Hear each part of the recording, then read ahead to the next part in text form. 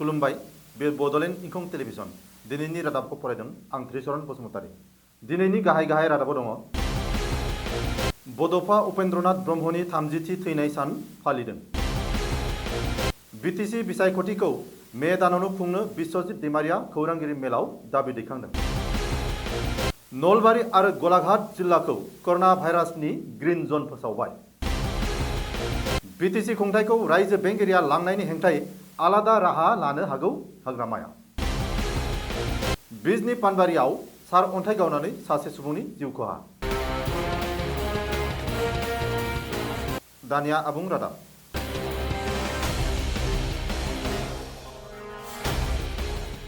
दुलाराय बर' फरायसा आफादनि बानजायनायाव बर'नि बिफा बड'फा उपेन्द्रनाथ ब्रह्मनि 30थि थैनाय सानखौ दतमा थुलुंगाफुरि गेवलां फोथाराव थानाय बड'फानि मांखरसालियाव दिनै फिलेब फ्लेबै खुंफुङो।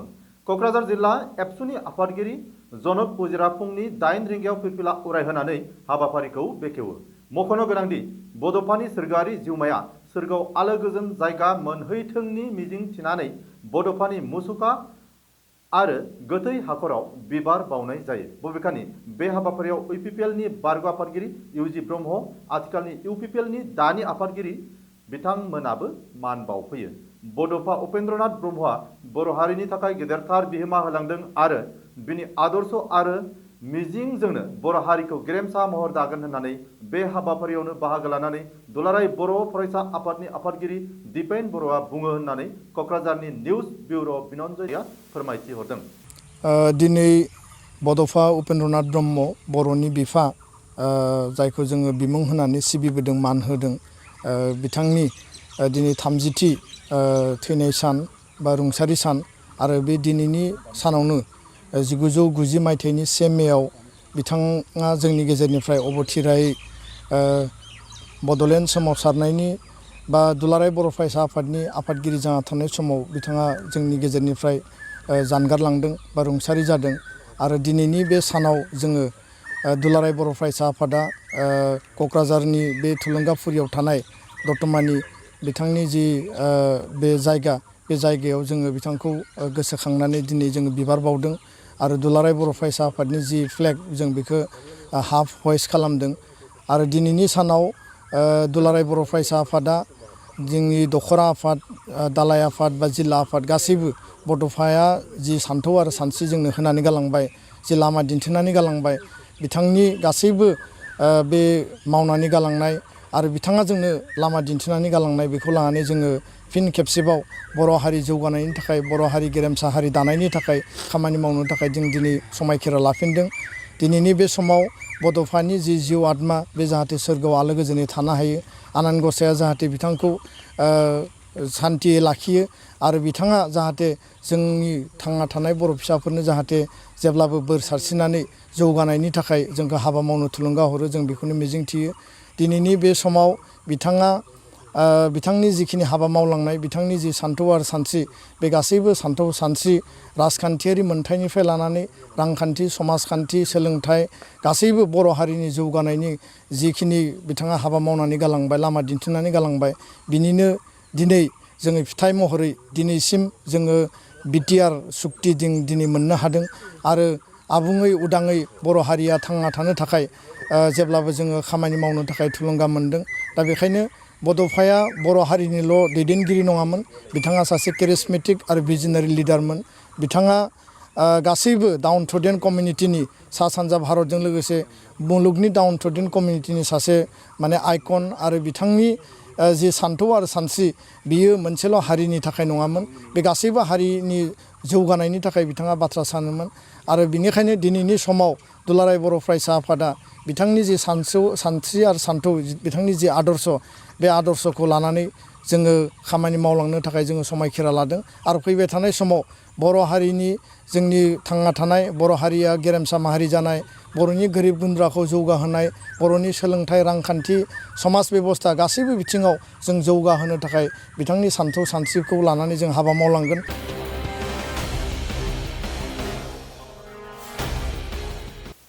राज्य सभानि सिटिं एमपि बिश्वजित दैमारिया बिस्तिबारखालि मोनाबिलि 5 रिंगायाव खौरांगिरि मेल खुंनानै बिटिसिखौ रायजो बेंगिरिया गावनि आखायाव लांनायखौ दुखु मोननाय फोरमायो। विशेष बे करोना भाइरासखौ लानानै जे मोनसे इमारजेन्सि माने सिचुएशन जाबाय बिनि थाखाय खुंनो हायाखै।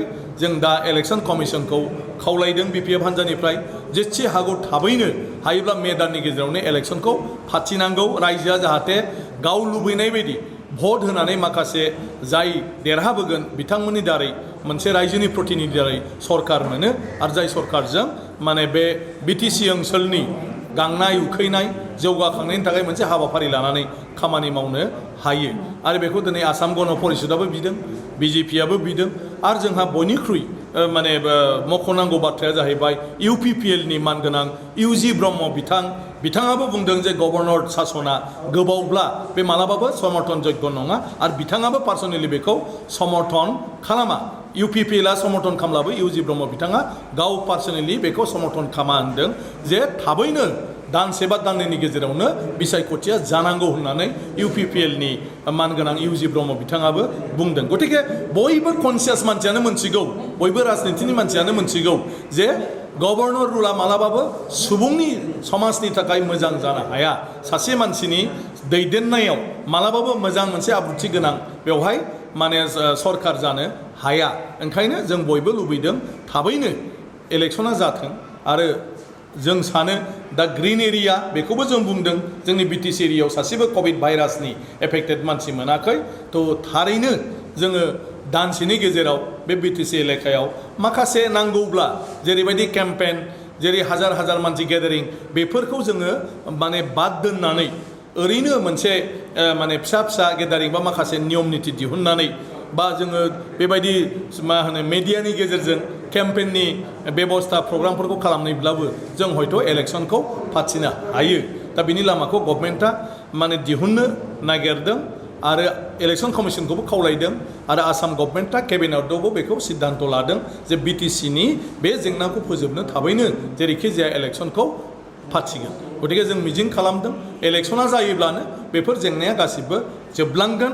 बाखि गभर्नर रुलनि सायाव जेफोर बाथ्रा दा दान्थे बिथान्थे जादों बियो कर्टआ बेखौ मोनसे जाजमेन्ट हैगोन आरो होमब्लानो जों मोनथिगोन जे जों साननाय बुजिनाया बियो नंगौ ना नङा। आरो थाबैनो बिटिसि बिसायख'थिखौ खुंनो खावलायो। बे खौरांगिरि मेलनि गेजेरजों बिश्वजित दैमारिया मे दाननि गेजेरावनो बिटिसि बिसायख'थिखौ खुंनो खावलायदों रायजो बेंगिरिखौ। बिश्वजित दैमारिया बुंदों दि करोना भाइरासआ मुलुगनाङै समखिखां होदोंब्लाबो बिटिसि हालामाव दासिमबो बेनि गोहोम गोग्लैयाखै आरो बिटिसिआ दासिमबो ग्रीन जनावनो दङ। बेनिखायनो जेसे हायो थाबै बिटिसि बिसायख'थिखौ खुंनानै होनांगौ रायजो बेंगिरिया। बबेखानि बिटिसि बिसायख'थिखौ थाबैनो खुंनायखौ इउपिपिएलनि आगुनि आफादगिरि इउजि ब्रह्मआबो हास्थायदों होननानैबो बिश्वजित दैमारिया खौरांगिरि मेलाव दाजाबबावो।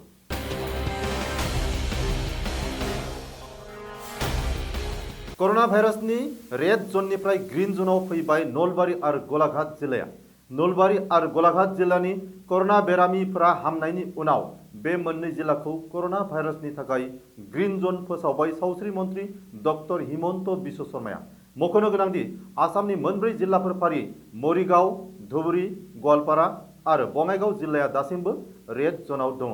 बेखौबो मख'नो नांगोनदि साननैनि गेजेरावनो साबा COVID-19 पजिटिभ मोननायनि उनावनो ग्रीन जनाव थानाय बङाइगाव जिल्लाखौ रेड जनाव फोसावनाय जादों। ओरैहाय आसामाव दासिमबो मोनसेबो रेड जन जायगा गैया होननानै फोसावदों मिरुनि सावस्रि बिफाना। मानोना आसामाव करोना भाइरास सन्देर जानाया गुबुन रायजोनि रुजुनायाव इसेब्लाबो खमसिन।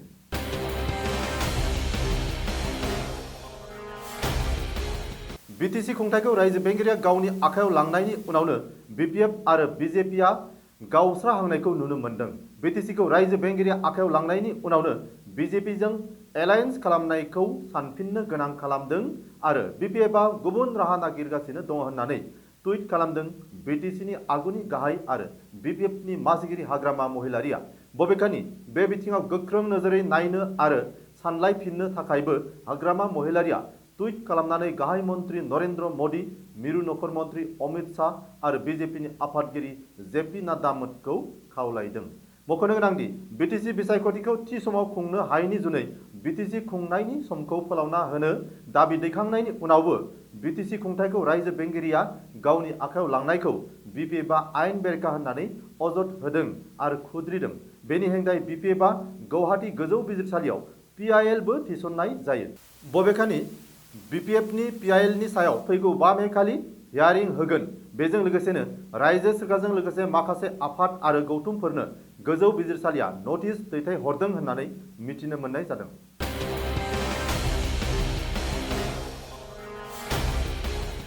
चिरां जिल्लानि बेन्दोंआव थानाय बिजनी पानबारियाव दिनै फुंबिलियाव सारअन्थाइ गावनानै सासे सुबुङा जिउ खोमानाङो।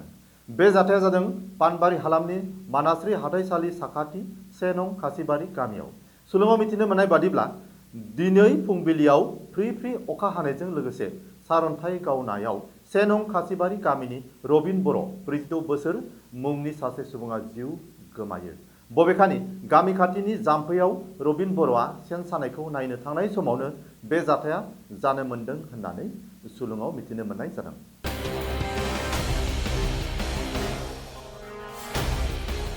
दिनैनि रादाबा एसेनोसै। गोजोन्थों।